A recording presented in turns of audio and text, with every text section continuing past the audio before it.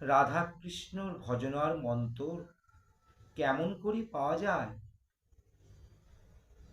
ভগবানের কাছে খুব কাঁদতে হয়। ভগবান তাহলে এসে মন্তর দেন বুঝি? হ্যাঁ রে, কখন আসেন ভগবান? কেন স্বপনে? কেমন হয়ে আসেন? কেন মানুষটি হয়ে? 8 বছরের ছোট্ট মেয়েটির জিজ্ঞাসার জবাব দিচ্ছেন তার বাবা। রাধা মদন মোহন আছেন গৃহে, দিদিমা নিত্য পূজা করেন সেই যুগল বিগ্রহের। বালিকার স্বাদ হয়েছে, সেও পুজো করবে। কেবল বুঝি বড় মানুষই পুজো করবে, আর আমাকে বুঝি পুজো করতে নেই? ও সব শুনছি নে, আমাকে পুজো করতে দাও, শিখিয়ে দাও আমাকে পুজোর মন্ত্র। আমি ধ্যান করব, আমি ভজব, আমি মজব। বালিকার চিন্তা জুড়ে বসেছে চিন্তামণির ধ্যান। ভাবনার ভাবপতি হয়েছে ভূতপাবন কৃষ্ণ প্রাণারাম। অক্ষর পরিচয় না হতেই তাই অমিয় অক্ষরে তত্ত্ব নিতে চায়। বলে, নাম বলে দাও, ডাকবো, ঠাকুরের সঙ্গে কথা কইব। বাবাও চিনে ফেলেছেন মেয়ের মনকে, পড়ে নিয়েছেন তার অন্তরের প্রার্থনা লিপিখানা। কিন্তু চিনি ফেললে কি হবে? অতটুকু কাঁচা মনকে কি আর খবর দেওয়া চলে সেই চিন্ময়ে? কাঁচা দিয়ে পাকাকে ধরবে কেমন করে? বয়সটা একটু বাড়ুক, বুঝটা একটু তর হোক। একটু দৃঢ় না হলে দীক্ষাকে ধারণ করে রাখবে কেমন করে? কিন্তু মেয়ে তা মানে কই? মনমোহন মোহিত করেন মনকে।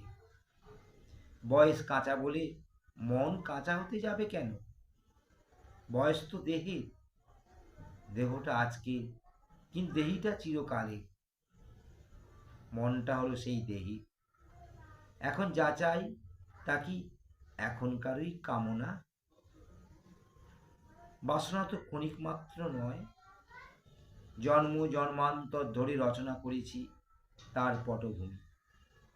মৃত্যুর হিমকৃষ্ণ আবরণ ফুঁড়ে বেঁচে থাকা সেই আপ্তি কামের উষ্ণ তিতিক্ষা এ।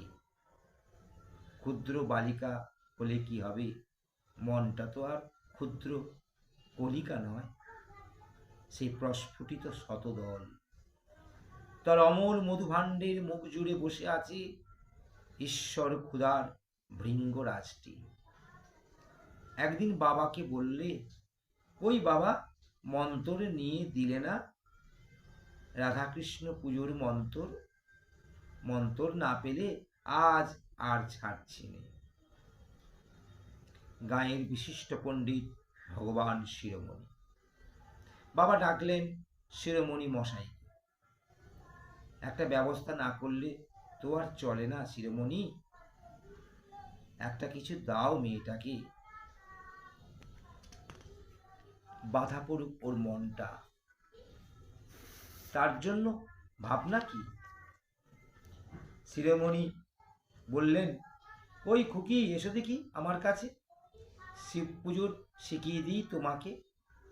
শিব হলেন মহাদেব, দেবাদিদেব মহাদেব। নিজের হাতে সেই আদিদেব অর্চনার অধিকার পাবে, মন্দ কি? আনন্দে নেচে উঠল মেয়ের মন। মাটি এনে ছেনে শিবমূর্তি তৈরি করা হলো। ভগবান শিরোমণি বেশ করে শিখিয়ে দিলেন শিব পুজোর বিধি, শিখিয়ে দিলেন শিবের স্রোত, শিব গড়া আর পুজো করা। বারব্রতে মজে রইল বালিকার মন। মজল তো, কিন্তু মজ্জন কতক্ষণ?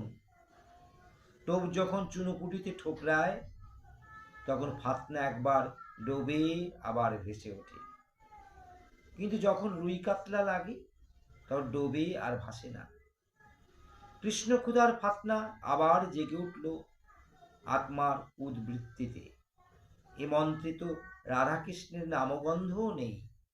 মহাদেব তো পূজ্যই, কিন্তু পুজো দিয়ে চেয়েছিল দেবারাধ্য বাসুদেবের পায়ে। কৃষ্ণ প্রাণারাম ছাড়া আরাম নেই এই মনের ব্যারামে। বাবাকে ধরলে আবার, কই বাবা, রাধাকৃষ্ণের মন্ত্র তো নিয়ে দিলে না? বলো, রাধাকৃষ্ণ ভজনার মন্ত্র কেমন করে পাওয়া যায়? এই কৃষ্ণমুখী নাছর মেয়েটি হলেন শ্রী ঠাকুর অনুকূলচন্দ্রের জননী মনোমোহিনী দেবী। জয়।